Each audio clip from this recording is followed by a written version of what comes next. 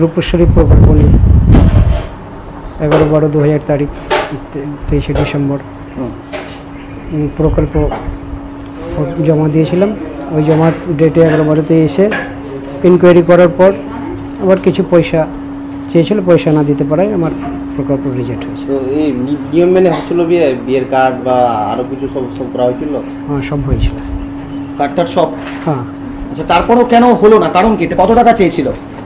প্রায় 10-এর মতো। কেন এই টাকা কে চেয়েছিল? ব্লক আধিকারিক এবং পঞ্চায়েত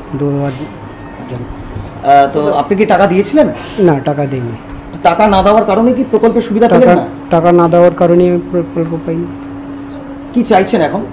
আমি প্রকল্প চাইছি এবং তাদের উপযুক্ত ব্যবস্থা। কি করেন আপনি কাজ? আমি শ্রমিকের কাজ করি। ভিন রাজ্যে? হ্যাঁ, ভিন রাজ্যে। আর কই ছেলে মেয়ে রয়েছে? 1 ছেলে 3 মেয়ে। আর এটা কত মেয়ে? এটাই প্রথম। ওই পড়াশোনা কত করেছে মেয়ে? হ্যাঁ, HS। ক্লাস।